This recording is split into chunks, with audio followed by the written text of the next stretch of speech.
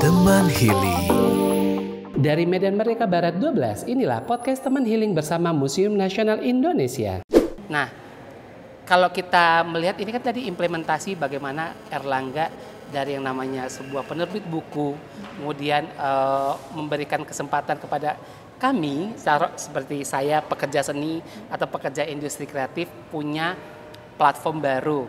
Nah, pasti kan ada sebuah tantangan juga tuh Mbak, untuk meyakinkan orang bahwa ini ada rumah baru buat kalian loh gitu. Apa sih upaya yang dilakukan oleh Erlangga, terutama ketika membuat Erlangga Art Award, terus kemudian mulai memikirkan ini adalah platform baru.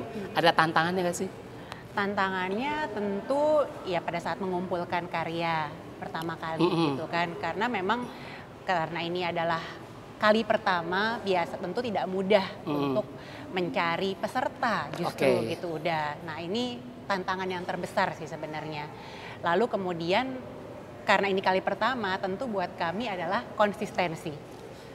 Berarti nextnya harus jalan dong, harus ada lagi menjaga konsistensi dan kami bisa menjadi tadi itu medium yang konsisten, bisa terus ada bagi generasi kreatif tadi gitu ke depannya, supaya memang ya karena kita nggak bisa tutup mata gitu ya. Anak-anak sekarang tuh makin kreatif loh. Betul. Dibandingin mungkin generasi saya. Kita sih tepatnya ya. Dulu cuma Mbak Fikri aja, mungkin generasi saya juga. Kalau ditanya dulu cita-citanya mau jadi apa? Dulu kan semua mau jadi dokter, mau jadi insinyur, mau jadi sarjana hukum. Kalau sekarang tuh mereka udah mau jadi YouTuber, mau jadi content creator, kayak udah gitu ya misalnya. Jadi semakin kreatif mereka, kayaknya mereka semakin butuh media untuk mewujudkan kreativitas mereka dalam bentuk apapun, begitu udah. Dan kami sebagai penerbit buku pendidikan dan juga pengetahuan berkomitmen untuk menghadirkan platform bagi mereka. Oke, wah apresiasi banget buat Erlangga.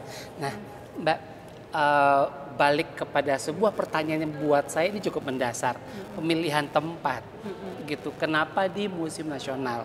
Padahal kalau kita melihat ya bahwa kan memang niatnya ingin mendekatkan masyarakat dengan museum gitu.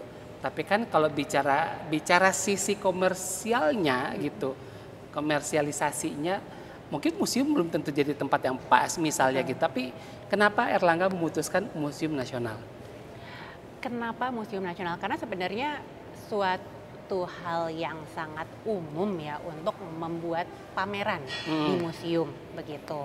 Itu satu. Lalu kedua tadi museum itu adalah tempat tadi itu kalau budaya, pengetahuan dan itulah akar dari produk-produk Erlangga begitu Mas. Sehingga ketika kami berkegiatan, kami ingin di sebuah tempat yang tidak jauh dari akar kami tadi itu, akarnya pengetahuan.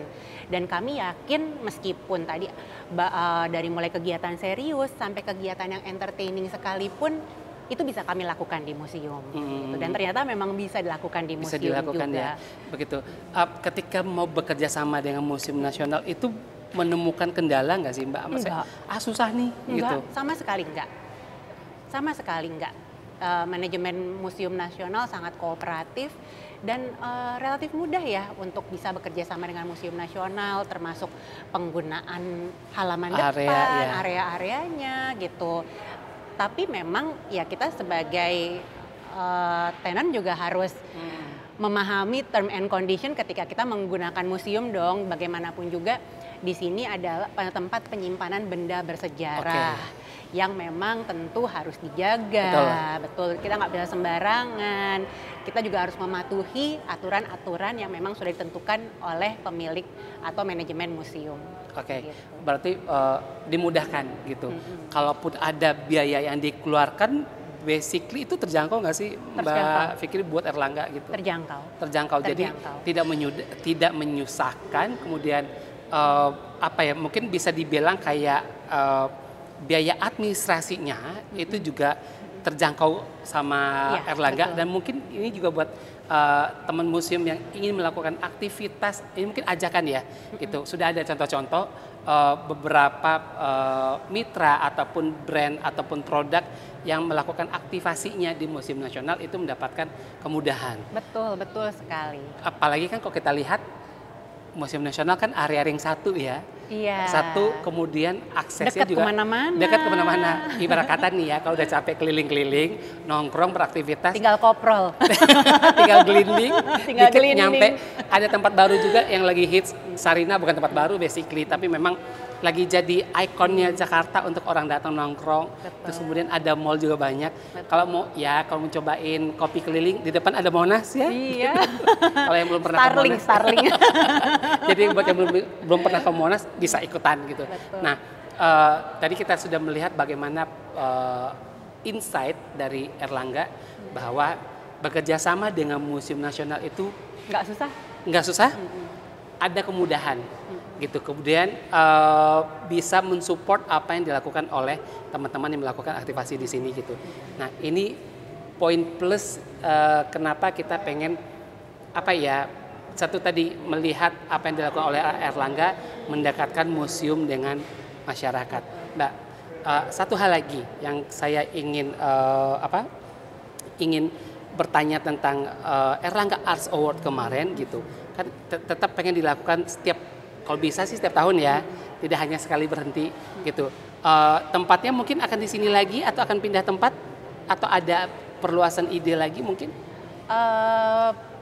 Untuk tempat terus terang belum dipikirkan, tapi bisa jadi di sini lagi, tapi ada perluasan ide begitu. Oh, oke. Mbak, kalau mau tanya rahasia dapur ya, kemarin berapa orang yang hadir? Nanya kok rahasia? Berapa orang yang hadir di Erlangga Arts Award? Baik secara fisik mereka datang ke sini gitu. Ada aktivitas di digital juga nggak sih? Ada juga. Nah, itu. Kok bisa dihitung berapa, Mbak? Saya hitung fisik aja ya. 40.000. 40.000 orang. 40.000 orang. Aktivasinya mereka datang ke sini. Wow. 40.000 orang. 40.000 orang hanya dalam 24 hari. Itu belum termasuk 6.000 peserta yang mendaftarkan diri untuk ikut di dalam lomba-lomba yang sudah kami lakukan sebelum kegiatan di sini. Oh, berarti ada Betul, bukan ada rangkaian sebelum. Jadi kami kan ada lomba untuk pra eksibisi. Jadi kami bikin eksibisi juga kan. Wow. Nah, untuk pra eksibisinya, untuk eksibisi tersebut kami ada seleksinya gitulah ya. Okay. Itu ada 6.000 orang yang mengikuti seleksinya. Wow. Jadi banyak juga loh, udah. Makanya dan rangkaiannya udah ada lomba dulu, kemudian baru pas hari H. Kemudian satu lagi yang saya ingin tanya Mbak, karena saya kayak tadi dengan seni ya, instalasi gitu, karena lucu-lucu, itu dikurasi dulu atau mereka dari hasil lomba atau gimana? Iya betul, itu jadi dari hasil lomba, kemudian dikurasi, dan yang mengkurasi pun adalah para juri yang merupakan seniman, dan seniman ini juga sosok yang sangat kawakan lah ya di bidangnya, sehingga memang yang tampil di sini adalah karya-karya yang memang mumpuni begitu udah. Oke, jadi kita menunggu teman museum aktivitas Erlangga Awards yang akan diselenggarakan secara berkala setiap tahunnya mudah-mudahan. Kenapa? Tadi yang dibilang sama Mbak Fikri, pengen mendukung pengetahuan, pendidikan, kemudian ingin memperluas pengunjung, penonton ataupun orang-orang atau masyarakat yang relate dengan Erlangga gitu. Dan satu hal lagi, kita menunggu karya-karya menarik baru yang ingin ditawarkan oleh Erlangga. Jadi pakemnya segini doang gitu. Iya, lalu setelah ini apa lagi gitu ya kejutannya. Nah itu dia, teman museum harus rajin juga mengulik di sosial medianya Erlangga. Ada. Apa sih Mbak sosial media? Kalau di Instagramnya ada @bukuerlangga. Jadi harus follow ya teman museum @bukuerlangga Instagramnya. Kalau YouTube juga punya? Punya, Erlangga Inspirasi Channel. Oke, Erlangga Inspirasi Channel. Jadi make sure follow sosial media Erlangga. Kemudian amati, cermati, kita tunggu gebrakan-gebrakan barunya yang berhubungan dengan Erlangga Arts Award nanti.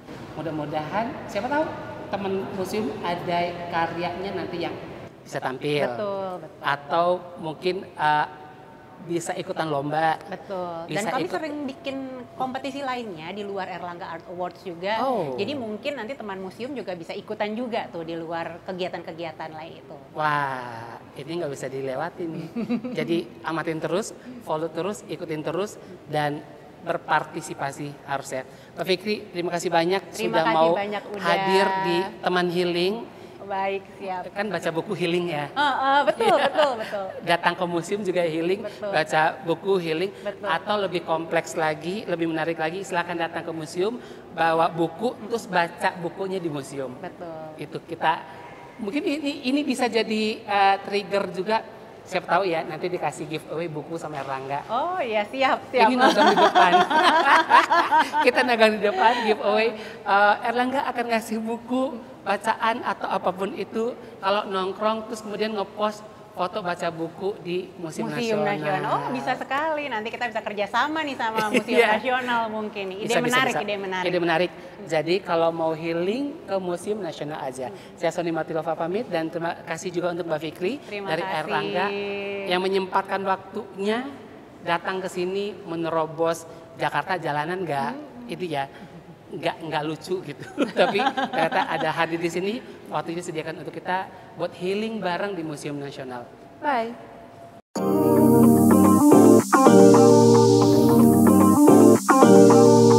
Teman Healing.